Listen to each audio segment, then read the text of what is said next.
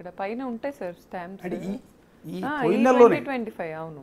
అంటే బిగ్ బాస్కి వెళ్ళక ముందు ఆవిడ ఏది ఇదంతా మీరు బయటకు వచ్చి ధర్మ మహేష్ గురించి అలిగేషన్ చేసి కేసు పెట్టి ఇంత జరిగిన తర్వాత? అవును సార్ అనుకుంటా. I'm not sure about the dates. But వీళ్ళు నాకు ఎలా దొరికారంటే సార్, నేను ఈ అమ్మాయి వెళ్తున్న ఫ్లాట్ ఉంది కదా ఇప్పుడు ఇతన్ని కలవటానికి, నా దగ్గర ఒక 3 months ఫుటేజ్ ఉంది. వీళ్ళు వెళ్ళేది కూడా నాకు ఈ అమ్మాయి ఈ 2023లో ఎఫ్ఐఆర్ నడిచిందని నాకు తెలుసు, కానీ స్టిల్ కంటిన్యూ అవుతున్నారని నాకు తెలీదు. సో ఈ అమ్మాయి వెళ్తుందనే డౌట్ కూడా నాకు లేదు.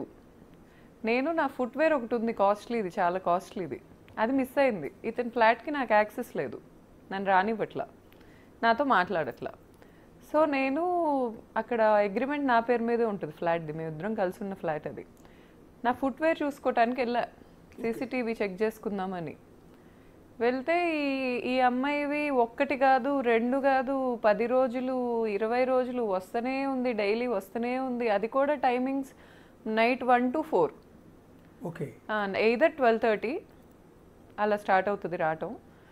ఒక 4 hours 3 hours ఉంటుంది సార్, ఎక్కువ ఉండదు.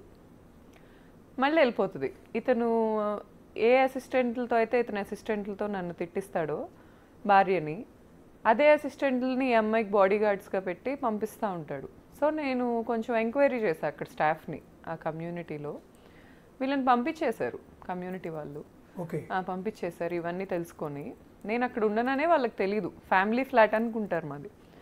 నేను ఎంక్వైరీ చేస్తే వాళ్ళు ఏమన్నారంటే, బ్లాక్ వెన్యూ కార్లో వస్తుంది మేడం ఆమె, బ్లాక్ వెన్యూ కార్ ఆవిడది, నెంబర్ కూడా ఉంది నా దగ్గర, నోట్ చేసుకున్నా. ఆ ఫుటేజెస్ కూడా ఉన్నాయి.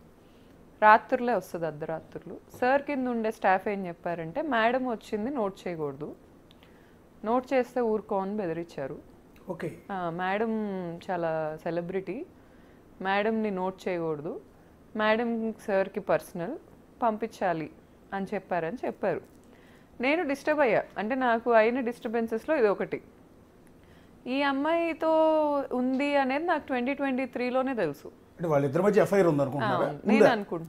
నేను అనుకుంటున్నా నాకు ఉంది అని అతనైతే అడ్మిట్ చేయాలి. అతను చెప్పాడు నాకు 2023లో నువ్వు ఎఫ్ఐఆర్ నాకు పెడితే నేను పెడుతున్నాను అని ఎలిగేషన్, నువ్వు పెడితే నాకు హీరోయిన్లతో పెట్టు, ఇలాంటి ముచ్చుమొహాలు సైడ్ ఆర్టిస్టులతో నాకు ఎఫ్ఐఆర్లు పెట్టకు, ఇదే మాట అన్నాడు అతను. నాకు ఆ అమ్మాయి మొహం అలా నాకేమనిపించలే, అతనే అన్నాడు పెట్టకు నాకు ఎఫ్ఐఆర్లు ఈ అమ్మాయితో, నువ్వు పెడితే హీరోయిన్ మెయిన్ ఆర్టిస్టులతో పెట్టు. ఇలా ఈ అమ్మాయి సైడ్ ఆర్టిస్ట్, అతను సినిమాలో యాక్ట్ చేసింది. వీళ్ళిద్దరిది సీన్ కూడా ఉంటుంది, అందులో చీటింగ్ గురించే మాట్లాడుకుంటుంటారు వీళ్ళిద్దరు సినిమా సీన్లో. ఓకే, సో ఈ అమ్మాయి ఇష్యూస్ అవుతున్నాయి అని 100% ఆ అమ్మాయికి నేను మీడియాకు ఒకవేళ వెళ్ళక ముందు ఈ వీడియో ఉన్నా తెలుసు. ఎలా అంటే 2023లో ప్రెగ్నెంట్ నేను అమ్మాయికి కాల్ చేశా. ఓకే, నాకు వాళ్ళిద్దరి మధ్యలో ఎఫ్ఐఆర్ నడుస్తుందని నాకు ర్యాండమ్ పీపుల్ చెప్పారు. తను ఇన్ఫ్లుయెన్సరే కదా, పబ్బుల్లో కనిపిస్తున్నారు వీళ్ళిద్దరూ, రాత్రిపూట కలిసి తిరుగుతున్నారు, కార్లో కనిపించింది ధర్మాతో, ఇలా చెప్తుంటే నేను ఫోన్ చేసి అడిగా, రితు ఏంటిది, ఇది నిజమేనా, నేను సర్టెన్ థింగ్స్ వింటున్నాను, ఇది నిజమేనా?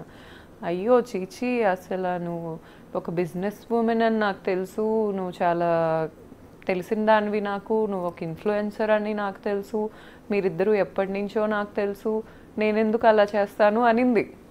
నేను నమ్మేశా, ఇతన్నే నేను పట్టుకోలేకపోయా ఆ టైంలో, ఆ అమ్మాయిని నమ్మేసిన తర్వాత స్లోగా నాకు అసలు ఎప్పుడైతే ఈ అమ్మాయితో ఫ్రెండ్షిప్ స్టార్ట్ అయిందో సార్, ఖచ్చితంగా ఏదో అలవాటు చేసింది ఆ అబ్బాయికి అయితే నాకు అనిపించింది.